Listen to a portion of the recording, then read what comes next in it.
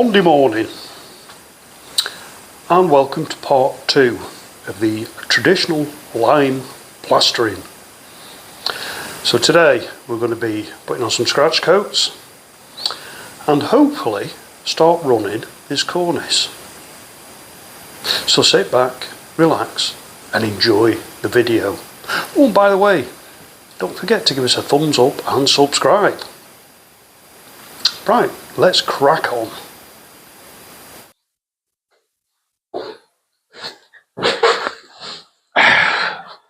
So the first job of the day is putting the sand through a riddle.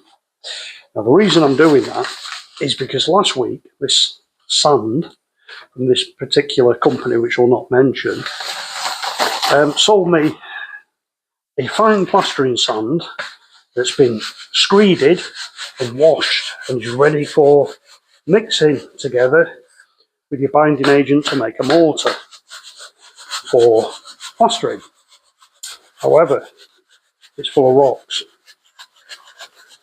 So I've already screeded one bag full and pulled out a handful of big stones, and they are quite meaty. You know, they're not little bits. You know, I'm not being fussy. It was a problem last week. Really was a problem. Right, so we're going to start off by applying the scratch coat to the laths. Now, I've saturated these laths, they're lovely and wet, so we know that they're not going to suck the life out of the lime plaster. This plaster, as in last week's video, is a hot mix containing goat hair. Now this stuff is still quite hot. It's actually a lovely batch that we got this morning. It slaked very well. Left it for about 30 minutes before I messed about with it, which was just enough time for it to do its bit.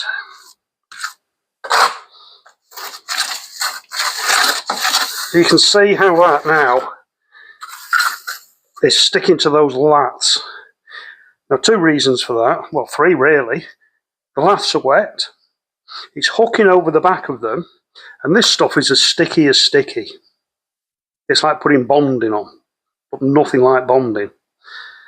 The actual application, I wouldn't say was similar either. Now, when you're doing your laths, up, okay,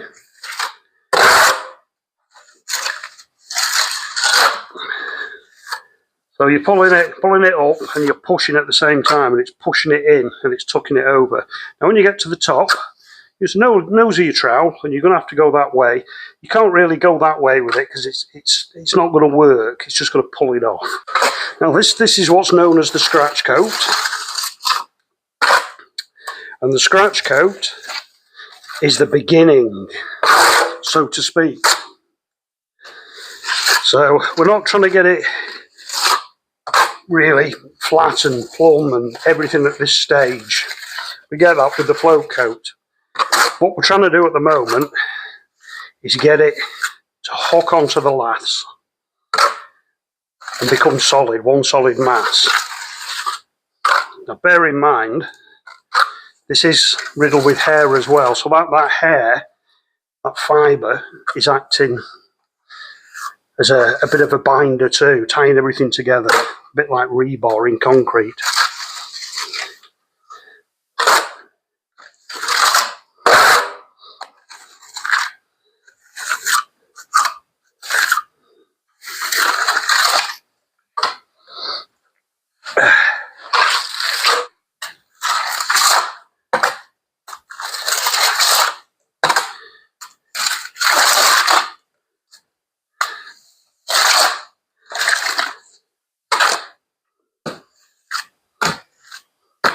The thing is, with a lime mortar like this as well, especially a hot mortar, you don't need to worry about piling it on, getting it thick.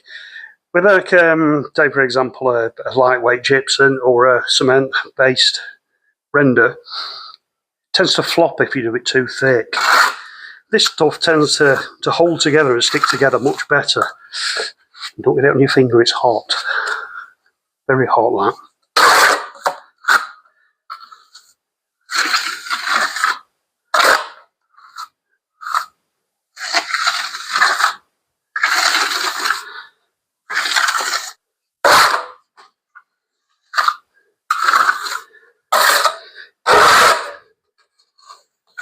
Now you'll note at the top here, there's a wooden bead. Now, this is going to have a timber sill on it. If the sill was already on, we wouldn't have needed to put the bead on. We could have just gone up to the underside of the sill. But because we're not doing the sill, well, I assume we're not doing the sills. I don't know. I might do them yet but we need something to finish to. Hence the bead. It's just a piece of softwood.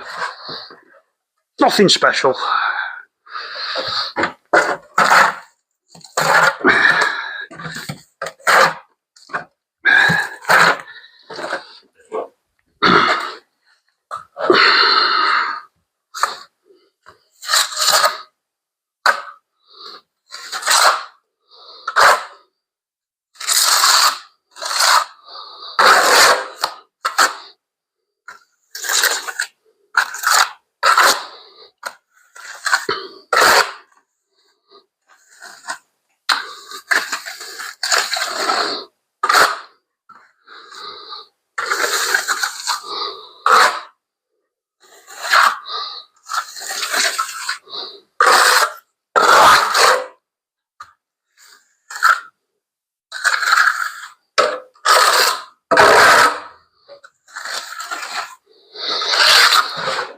Now this is going to take a good while before it's cool enough, hard enough to go over with the old scratching tool. You can probably see there the steam rising off it, which gives you an idea of the heat that's in this stuff as we're applying it. And that's good because it's also probably still slaking at this point and expanding ever so slightly. So where it's gone through the laths, it'll be slightly expanding, pushing it tight into that lath. So where it's hooked over at the back, it becomes a permanent hook and lasts for another 100 years.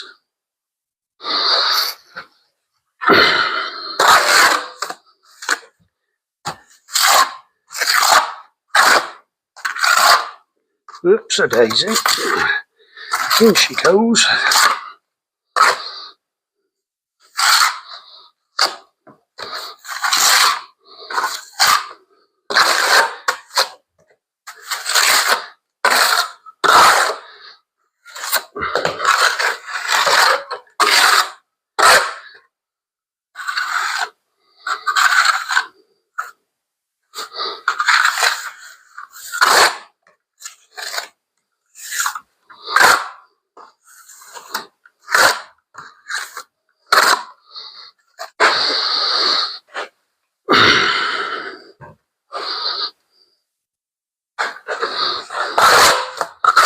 Now we're going to the bead.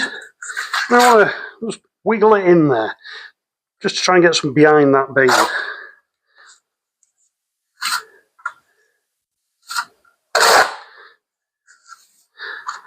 It just helps to give the bead some strength. Stops it pushing in so much. Again, bear in mind this is just the scratch coat. It's not the final coat that's going to have the finish on. So we don't want to be going to the front of the bead with it.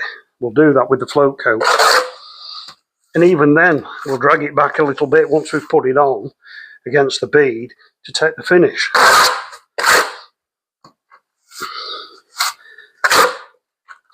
So we leave that for a couple of hours now, I'd say, before we start doing any more to it. And all we're going to do basically is go over it with a wood float, just knock off any of the big high spots, rough it up a bit, and then we'll put our diamond pattern scratches into it. to take the float coat. Now if you look closely, that is the back end of the laths, and you can see how the plaster is tucked over those laths, and that's your key. That's what holds it onto the laths.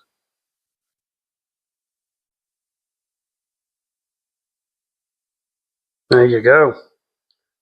Looking a bit more like a room again. Oh, it's only the scratch coat, but it certainly transforms things when it's got a little bit of stuff on the brick. Right, so you notice on the corner there, the wooden dowel bead. Now that's in line, the back end of the skirting board and the back end of the cornice up top. So that means now that when we put the float coat on, we come to the front edge of this bead, and it only leaves a little bit of that bead exposed. It doesn't leave the whole thing. We've got the same on this side.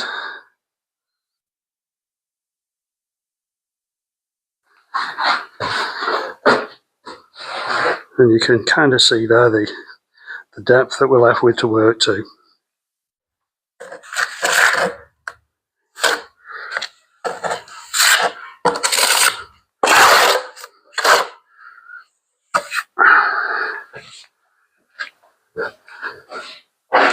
Now, of course, what you need for reproducing that shape is one of these, which you can refer to it being a horse or a running mould. And the idea is that you put it onto your battens that you preset onto your wall and ceiling, and they act as a rail. So they hold this nice and straight. So as you slide along, you're not going like that with it, you're going straight. So it gives you that nice straight cornice. Now there's no rush with this. You just take your time and you pull it nice and slowly, making sure that it's sitting nicely into those rails. You can see there how it's bringing stuff off. We've captured that stuff, so that'll go back into the tub and be reused. So what we do, we go up again. We get it a bit neater with the second pass. You can see it's taking stuff off again. And you can slowly but surely start to see the shape of the cornice appearing. Now that isn't the final coat, because the final coat will be done with a fine putty, because it's the finishing coat. This is your backing coat in all respects. So once we've got it right across this section and it's stiffened up slightly, we can then put on a fine putty mix and run that in, and that'll start giving us that smooth, nice, clean finish. We're now on Wednesday morning, and we're putting another coat onto what is going to be the cornice. Now, this process is done over several days. It's not a case of just chuck a load on, run your running mould across it, and the job's done. You've got to layer it up, and in between each layer, you've got to let it set a bit.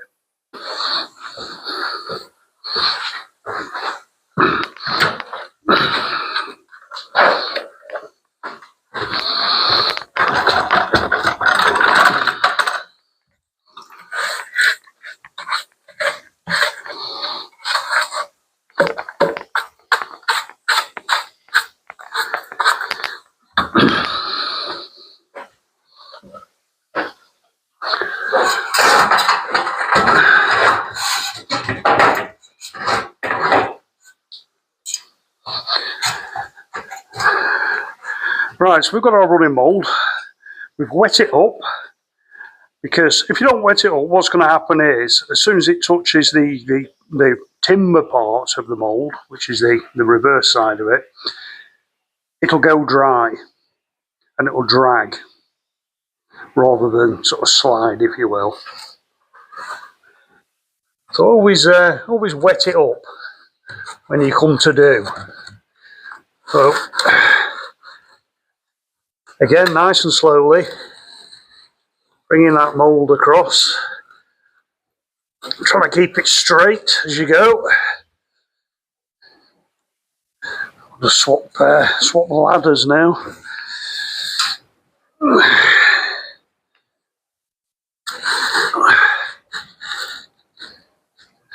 It's a little bit tight at this end on the mould. Right. You can see there we've got a big wad that it's brought off. And what we need to do now is chuck that in the bucket because we don't want to waste it. And there's no reason why it can't be reused. So then we go up again. And we're on our second pass now. Which is generally a bit easier to do because you're not fighting a great big wad of stuff.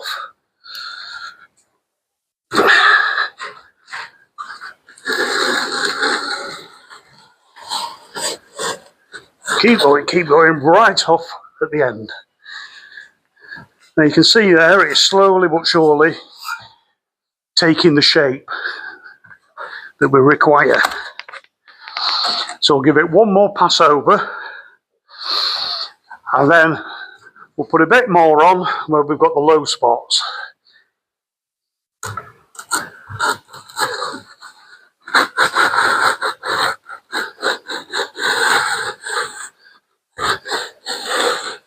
You see it's still bringing a bit off.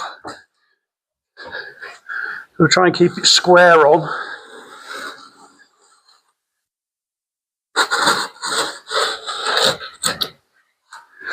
And there you go, you see it's brought more off. But we're now getting a lovely shape at the bottom end of it there.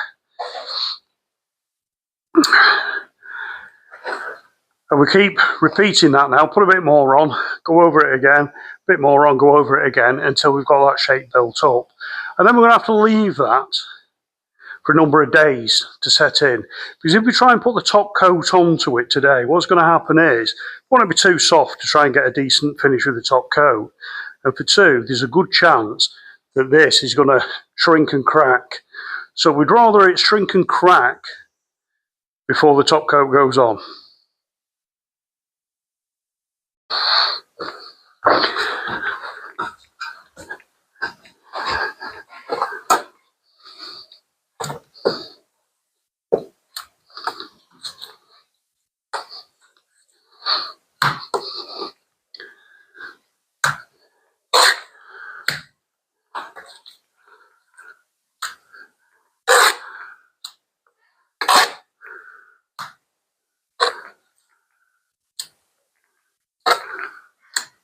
Oops, daisy.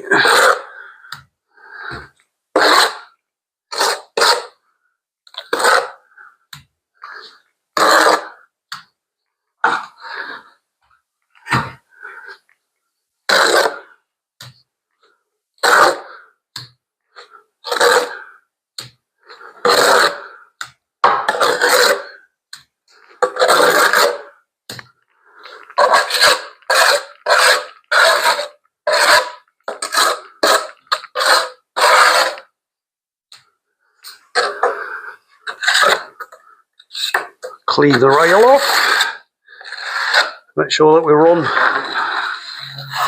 nice and easy.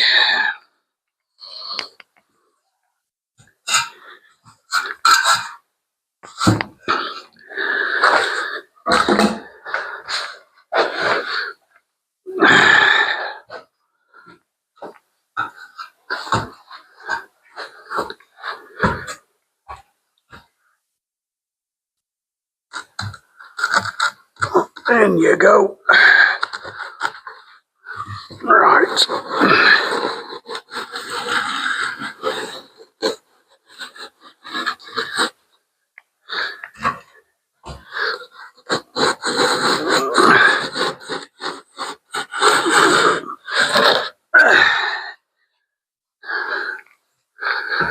Another big wad off, but we're starting to form more of the shape.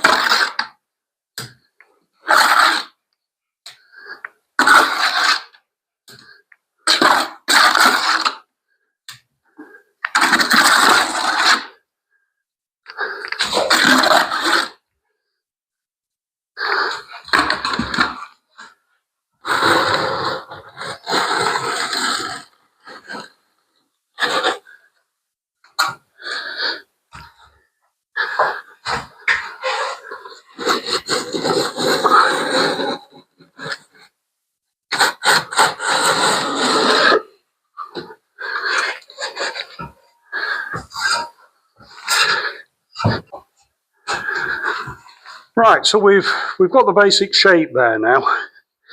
So what we need to do, we need to leave that to stiffen up.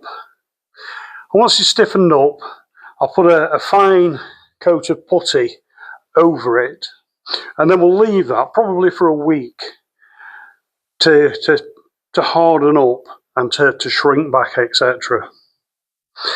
Now you'll notice on here, I've come down a lot lower than the cornice needs to be. And I've designed that into my running mould. Now this will be part of the float coat of the wall. And the reason that I do that, and I don't just do it the size of the cornice itself, is because it basically makes the float on the wall and the float on the ceiling part of the cornice. So you've got a big piece. So you're more chance of it staying on there because it's supported by everything else. Whereas if you were to just run it and then run in your ceiling and your floats on your walls, it's a separate piece, if that makes any sense to you. So I prefer to bring it down slightly. Plus the fact this is set to a batten, which I know is lovely and straight. So that top end float now is absolutely perfect because it's been run to a batten which is true to the wall and it's also level. So that's a lovely beginnings for doing the float. Okay, so that's probably stage number 3 completed on that. Like I said, we've got to let it stiffen up, and then I'll put a fine putty coat over it. That just kind of refines it a little bit, but then I need that to set in because it is going to shrink and it is going to crack. There's no ifs, buts or maybes about it. It will do that. So you're better off running your section, buggering off for a week and coming back and start putting your final coats on. Right, I'm going to knock up a little bit of lime putty. So what I need is my bag of kibble.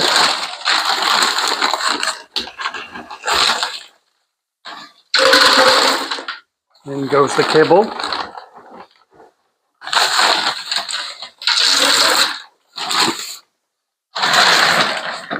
And at the same time, I'm going to make my breakfast.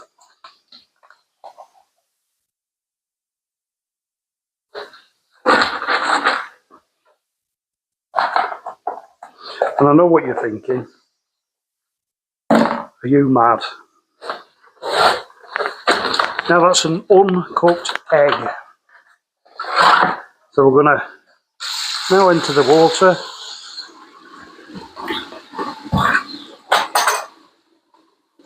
So we're cooking the lime there and we're cooking the egg.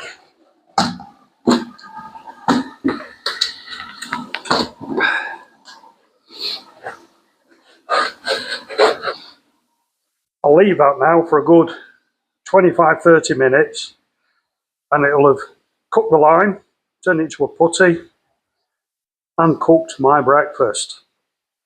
You don't believe me, do you? Right, well the lime's cooked. Let's see if this, well, wherever it's gone. There it is. Right. I might have a disaster here. Bit of a disaster. The egg has broken. However, it is cooked.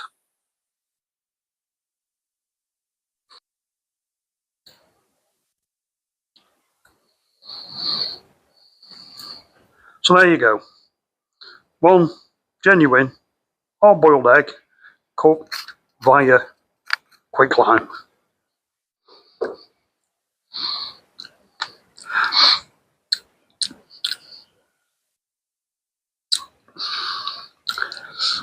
Needs a little salt maybe. Okay, we're now going on to the next stage with the cornice, which is putting a fine putty finish over it. Now this isn't the final finish, but this is the one that will be done and left until everything's dried out quite considerably. Now you can see there that I've already coated up the cornice, and what I'm going to do now is I'm going to run it again with the running mould.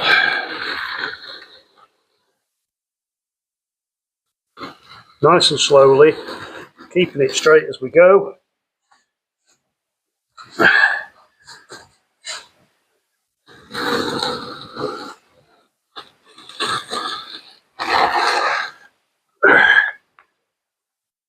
And you can see now it's starting to take its shape and starting to look like a cornice. And there you go. That's that now gets left for probably another week until it's got quite firm, and then I'll saturate it and we can start putting the final coats on. Now you can, if you choose, to use, for example, plaster of Paris, you know, like a casting plaster. You could even put a bit of casting plaster into your lime mix and speed things up. Personally, I prefer to do it this way, nice and slow. You could also use, for example, in your backing coats, you could use something like a prompt cement. Again, add it to your lime mortar, and that'll set quickly. Virtually overnight, it'll stiffen up for you. Okay, right, I'll crack on. Right, let's set you up there and let you have a look at what I've been doing up top. As you can see there, it's getting very, very close to having its final coat on. It's not the easiest thing in the world to do, as you could imagine, and it's very time consuming. You know, just trying to layer it up in one lump is nigh on impossible. You can't actually do that for the simple reason, if you try to do it all in one big piece, it'll just come away. You know, it just wouldn't stick, and you'd end up with it coming all the way down to the ground, which is not what you want. So we do it in stages. Now bear in mind, each time you put a layer on or a coat on, before you finish for the day or even the year, before you finish, make sure that you put scratches in it. Yeah, triangular scratches, nice and deep. Because if you don't, again, the next coat you put on isn't going to stick. Well, that brings us to the end of part 2, lime plastering. I'm going to be doing a part 3, well, probably a part 4, and quite possibly a part 5 and a part 6, just depending on how things go. But each time, obviously, I'll show you something a little different and show you the techniques for things like putting on the float coat and how to finish the float coat. And then we'll be giving you a bit of a video on how to make up your putty finishes and how to actually work the putty. Get it on the walls and get it flat, get it nice, get it troweled up, etc, etc. I'll take you through it all step by step. That is the more interesting bit, the more satisfying bit, I'd say, is the finishing, because you can see a finish to the job, you know. Right, so if you've enjoyed it this week, I'd appreciate you hit that like button. Very, very important, that like button. It does something to the logarithms, which means that these videos go to more people. You don't have to search for it, it'll just go bink on their screen and they can watch it. And this does happen. People do watch the videos because we keep getting subscribers. But if you haven't subscribed and you fancy subscribing, crack on. We like fresh subscribers. Right, that's it from me for this week, and we shall see you next week for another episode of buggering about with old buildings.